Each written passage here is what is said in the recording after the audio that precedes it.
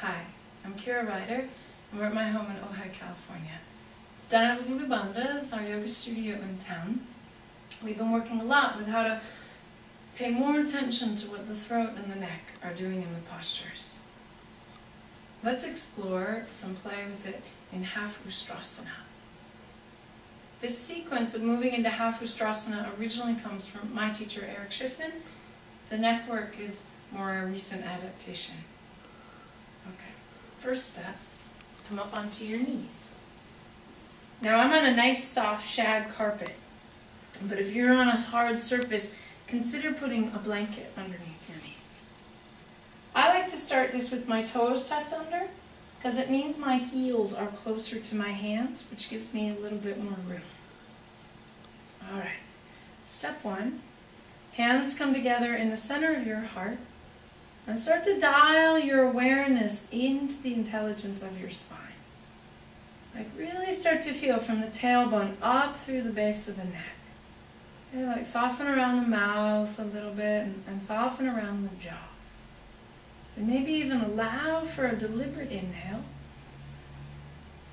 Exhale in. Okay, and just being here and bringing your awareness into your spine is going to be effective. Okay? But as you desire to feel something a little bit more, step one, shoulders roll back and down. Start to lengthen your neck and start to let your head and neck turn to look back towards that left foot. As it feels right, letting that heart lift, let that left hand start to release and find that heel. Let that right hand be on the heart. Now I barely find my heel with that hand in the beginning. I kind of just let it be light. And work. Use the right hand to encourage the lift up through the center of the chest. Letting that tailbone descend as those inner thighs spin in. And this might feel deep enough. Letting the throat maybe start to extend. Or it might feel nicer for you to keep it tucked in. Okay, as you desire to explore more, start to let that right arm reach out to the side. Lengthening through there. Letting that heart lift, keep lifting with the throat. Like let the throat and the neck be a part of it. Let the jaw be long. As that arm starts to come back, continue to draw that tailbone down, letting that heart lift. Pause as long as you can in the weird, awkward spots. That will teach you a lot about the shape. Then eventually letting that hand find its way back towards that right heel. Now I've usually let my chin come back in this at this point, letting the shoulders roll back and down. And then without dunking the head back, trying to avoid being a Pez dispenser, but letting instead the throat blossom. Letting the back and the neck be long. And then maybe, if it feels really good, letting that lengthen.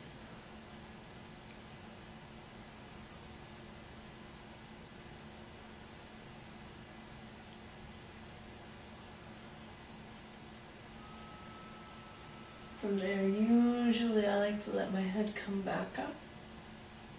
And then to release, you go the opposite way. You let that right arm come all the way back across the chest. And you slowly find your way back towards the center. Pause. Like take a moment to soak up the after effects. From here then, as it feels right, sit back down, Vajrasana. Pausing, noticing. For relief, you might find your way towards Balasana, child's pose.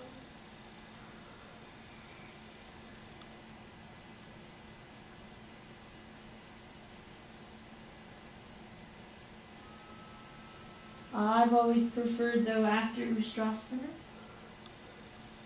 I often prefer something more dramatic like Malasana squat. My body was made to bend forward, so back bends are always a bit much for me. So the malasana, the squat, really lets my back soften and round after that big arch. And then ustrasana, dangling forward fold, can also feel good. Letting the tailbone lift and letting yourself hang down after that.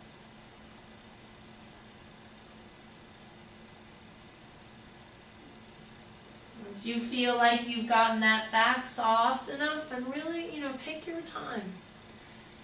There's some theories out there that don't believe in counterposing. I've always thought it felt good. Only as you're ready, make your way to the other side.